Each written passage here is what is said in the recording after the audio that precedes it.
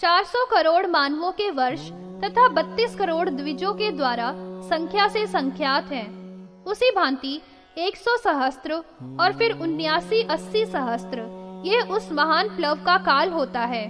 यह अभूत संप्लव का काल मानुष नामक संख्या से गिनकर बताया गया है, जिसमें समस्त प्राणियों का संक्षय होकर सर्वत्र जल ही जल हो जाता है। उसी को अभूत संप्लव कहा जाया करता है। 7 सूर्यों के द्वारा उस समय में उन लोकों के प्रदग्ध होने पर चारों प्रकार की संपूर्ण प्रजा महाभूतों में लीन हो जाया करती है। जरायुज, स्वेदज, अंडज और उदीबज, ये प्रजा के 4 प्रकार होते हैं। उस समय में संपूर्ण लोक जल से समाप्लुत होकर नष्ट हो जाया करता है और सभी स्थावर तथा जंगम विनष्ट हो जाया करते हैं। समग्र संहार के समीप हो जाने पर और प्रजापति के उपशांत होने पर तथा सर्वत्र प्रकाश से रहित एवं दग्ध तथा रात्रि के अंधकार से आवृत होने पर उस समय में यह संपूर्ण जगत ईश्वर के द्वारा ही अधिष्ठित था और सर्वत्र एक ही अर्णव था। यह तब तक एक अर्णव का स्वरूप था जब तक प्रभु का दिन नहीं हुआ था। जो जलमयी अवस्था होती है वही प्रभु की रात्रि होती है। उस सलिल की अवस्था जब निवृत्त होती है तो उसी को दिन कहा गया है। इसी रीति से इनका अहोरात्र क्रम से परिवर्तित हुआ करता है। यह अभूत संप्लव प्रभु का अहोरात्र कहा गया है। इन तीनों लोकों में जो भी प्राणी हैं वे सभी गतिमान और ध्रुव हैं। जितने भी भूत हैं वे सभी प्रलीन होते हैं। इसी कारण से इसका नाम अभूत संप्लव होता है। जो व्यतीत हो चुके हैं, जो भी वर्तमान हैं और जो प्रजा अनागत है और अपरार्ध से गुणीवृत हैं, परार्ध द्विगुण है और यही परम आयु कीर्तित की गई है। उस अजन्मा प्रजापति का इतना ही स्थिति का काल होता है। उस परमेष्ठी ब्रह्मा जी की स्थिति का अंत और प्रतिसर्ग होता है। जिस प्रकार से वायु के प्रवेग से दीप की शिखा उपशांत हो जाया करती है, उसी भांति महदादि महेश्वर के अपने प्रति संश्लिष्ट होने पर महिमा है। जो भी कोई इसको नित्य धारण किया करता है अथवा इसका बारंबार श्रवण किया करता है अथवा इसका कीर्तन किया करता है या वर्णन करता है, वह मानव बड़ी भारी सिद्धि को प्राप्त कर लेता है। प्रतिसर्ग वर्णन। श्री सूत जी ने कहा, पर के अंत में स्वयंभू का प्रत्याहार मैं कहूँगा। प्रभु ब्रह्मा के स्थिति के काल में और उस समय में उसके क्षीण हो जाने पर जैसे ईश्वर इस सुसूक्ष्म व्यक्त विश्व की रचना करता है, प्रत्याहार के समय में इस अव्यक्त को व्यक्त ग्रस लिया करता है और पूर्णतया यह ग्रस्त हो जाता है। पुरांत द्वैणुक आदि का संपूर्ण कल्प संक्षय होने पर अंत में उस समय में पश्चिम ध्रुव मनु के संप्राप्त होने पर अंत में उस कलियुग के क्षीण होने पर संहार हो जाता है। उस समय में वृत्त के संक्षाल होने पर और प्रत्याहार के उपस्थित होने पर उस काल में प्रत्याहार में भूतों और तन्मात्राओं का संक्षय हो जाता है। महत तत्व आदि जो प्रकृति के विकार हैं, विशेषांत पर्यंत सबका संक्षय हो जाता है।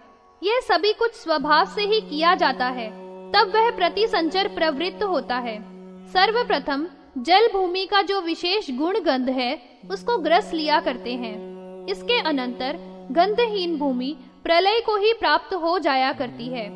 गंध की तन्मात्रा जब प्रनष्ट हो जाती है तो यह समस्त पृथ्वी जल की ही अवस्था वाली हो जाया करती है और भूमि का अस्तित्व ही सर्वथा लुप्त हो जाता है। उस समय में यह जल बड़े भीषण घोष और वेग से समन्वित होकर प्रविष्ट हो जाया करते हैं। ये जल सबको आपूरित करके ही स्थित हो जाया करते हैं तथा विचरण किया करते हैं। फिर जल का जो विशेष गुण रस है वह तेज में लीन हो जाता है। जब रस की तन्मात्रा का विनाश हो जाया करता है, तेज की तीव्रता से जल के रस के अपहत हो जाने पर वह जल तेज के ही स्वरूप को प्राप्त हो जाया करता है। तेज के द्वारा जल के ग्रस्त हो जाने पर वही तेज सभी और दिखाई दिया करता है। इसके पश्चात सभी और व्याप्त हुआ अग्नि उस समय में उस जल को अपने ही स्वरूप में ले लेता है। धीरे धीरे यह सब जगत अग्नि की ज्वालाओं से संपूरित हो जाता है। वे सब अर्चियां ऊपर नीचे और तिरछी और सर्वत्र व्याप्त हो जाती हैं। इस तेज का विशेष गुण रूप होता है जो कि इसका प्रकाश करने वाला है। इस रूप को वायु भक्षण कर जाता है। उस समय में वह तेज की ज्वालाओं वायु में दीप की शिखा के ही समान प्रलीन हो जाया करती हैं। जब रूप की तन्मात्रा विनष्ट हो जाती है तो वह अग्नि रूप से रहित हो जाता है। तेज तो फिर उपशांत हो जाता है और केवल वायु ही महान स्वरूप को धारण करके धूमधाम से सर्वत्र वहन किया करता है। तेज को जब वायु ने ग्रस लिया था तो प्रकाशक रूप के अभाव होने से लोक में आलोक सर्वथा नहीं रहा था, क्योंकि तेज तो वायु के ही रूप में लीन हो गया था। इसके पश्चात वायु अपने संबंध भूत को प्राप्त करके वह वायु ऊपर नीचे और इधर उधर सर्वत्र 10 दिशाओं में प्रकंपित किया करता है। इस वायु का विशेष गुण स्पर्श होता है। उस स्पर्श को आकाश ग्रस लिया करता है। उस समय में वायु भी अस्तित्व खोकर प्रशांत हो जाता है और केवल आकाश ही अनावृत होकर स्थित रहा करता है। न तो इसके रूप हैं और न रस, स्पर्श, गंध तथा मूर्ति हैं। ऐसा आकाश रहा करता है। आकाश का विशेष गुण शब्द है। वह इसी से सबको पूरित करके बहुत विशाल दिखाई देता है। तात्पर्य यही है कि इसी का अस्तित्व होता है। वायु में भी लीन होने पर केवल अवशिष्ट आकाश ही होता है, जिसका लक्षण ही शब्द होता है। उस समय में केवल शब्द ही जिसमें शेष रह गया था। ऐसा आकाश सबको ढककर स्थित था। वहाँ पर जो उसका गुण शब्द था उसको भूतादि ग्रस लेते हैं। भूतेंद्रियों में एक साथ भूतादि के संस्थित होने पर यह अभिमान के ही स्वरूप वाला भूतादि तमस कहा गया है। बुद्धि के लक्षण वाला यह महान भूतादि का ग्रसन कर लेता है। महान के स्वरूप वाला यह व्यवसाय करने वाला संकल्प ही समझ लेना चाहिए। जो तत्वों का चिंतन करने वाले महामनीषी हैं, वे उसको बुद्धि, मन, लिंग, महान और अक्षर इन प्रायवाचक शब्दों के द्वारा कहा करते हैं। जब ये सब भूत आदिक भली भांति से प्रलीन हो जाया करते हैं, तब गुणों की समता हो जाती है और उसमें वह गुणों का साम्य लीन हो जाता है तथा अपने ही स्वरूप में अवस्थित रहा करता है। समस्त भूतों के कारण प्रसंग में लीन हो जाया करते हैं। यही तत्वों के कारणों के साथ संयम होता है। हे द्विजो, ये तत्वों का प्रसंयम आवर्तक कहा गया है। धर्म और अधर्म, शुभ ज्ञान, सत्य और मिथ्या, उधर्व भाव और अधोभाव, सुख और दुख, प्रिय और अप्रिय, यह सभी कुछ प्रपंच में स्थित गुण मात्र के स्वरूप वाला कहा गया है। बिना इंद्रियों वाले ज्ञानियों का उस समय में जो भी अशुभ और शुभ कर्म है, वह सब पुण्य और पाप प्रकृति में प्रतिष्ठित होता है। और यही अवस्था होती है जो देहधारियों की कही जाया करती है। और जंतुओं का जो भी कुछ पुण्य और पाप है, वह प्रकृति में प्रतिष्ठित होता है। उस अवस्था में स्थित हो वे ही सब पाप और पुण्य जंतुओं को पुनः परत्व से उसी प्रकार से देहों के साथ योजित किया करते हैं। अर्थात उन्हीं पुण्य पापों के अनुसार जीव देहों को प्राप्त किया करते हैं। जीवों के धर्म और अधर्म दोनों ही गुण मात्रों के स्वरूप वाले होते हैं। जंतुओं के द्वारा अपने ही कारणों से कार्य के रूप में परिणत होकर बढ़ जाया करते हैं। क्षेत्रज्ञ में अधिष्ठित गुण चेतन के सहित धलीन होते हैं। इस संसार में सर्ग में सब जंतु होते हैं। राजसी, तामसी और सात्विकी वृत्तियां संयुक्त होती हैं, वियुक्त होती हैं और कारणों के द्वारा संचरण किया करती हैं। पुरुषों में अधिष्ठित केवल गुण ही प्रवृत्त हुआ करते हैं और 3 प्रकार से होते हैं। उधर्व दशात्मक सत्व है और अधोभागात्मक तम है। इन दोनों का मध्य प्रवर्तक रजोगुण चेत इसी रीति से यहाँ पर है और ये तीनों परिवर्तित हुआ करते हैं। लोकों में समस्त भूतों के कार्यों को जानने वाले को वह नहीं करना चाहिए। मानवों के द्वारा अविद्या के विश्वास से ही सभी का आरंभ किया जाया करता है। तात्पर्य यही है कि सबका आरंभ अविद्या के ही विश्वास से हुआ करता है। ये 3 ही गतियां होती हैं जो शुभ और पापात्मिक कही गई हैं। तमोगुण से अभिभूत होकर यह जीवात्मा यथार्थता को प्राप्त नहीं हुआ करता है। तत्व के दर्शन न करने से ही वह जीवात्मा यहाँ पर अनेक प्रकार से बद्ध हो जाया करता है। वह बंधन तत्व वैकारिक और प्राकृत है। तृतीय दक्षिणाओं में बद्ध हुआ यह अत्यंत ही विवर्तित हो जाता है। ये ही 3 इस जीवात्मा के बंधन होते हैं जो केवल अज्ञान के ही कारण से हुआ करते हैं।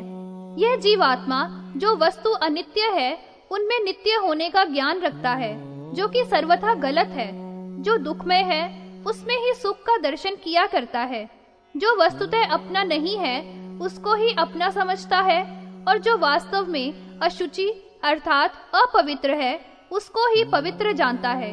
ज्ञान की विपरीतता होने से ही ये सब दोष समुत्पन्न हुआ करते हैं, और जिनमें ये होते हैं वे सब उनके मन के ही दोष हैं। जिसके मन में सांसारिक वस्तुओं के प्रति राग द्वेष की निवृत्ति होती है उसी का नाम ज्ञान कहा गया है, किंतु वास्तविक रूप से ऐसा होता नहीं है। दिखाने और कहने को भले ही कोई कुछ भी किया करे, यह अज्ञान जो होता है उसका मूल तमोगुण की ही अधिकता है। ज्ञान का होना और अज्ञान का जमा रहना ये दोनों ही रजोगुण का परिणाम है।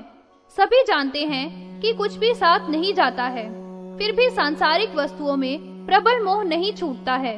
यह देह तो कर्मों ही से प्राप्त होता है, और फिर भी वही अज्ञान इसमें भरा ही रहता है, तो यह महान दुख का भागी होता है। विषयों के प्रति बड़ी भारी तृषा बनी रहती है। यही तृषा उन्हें संसार में फंसाए रखने वाली होती है, जो कर्मों के कारण दुख से होती है। कानों से समुत्पन्न, नेत्रों से संभूत, त्वचा, रसना और नासिका से उत्पन्न यह विषयों के आस्वादन की पिपासा हुआ करती है।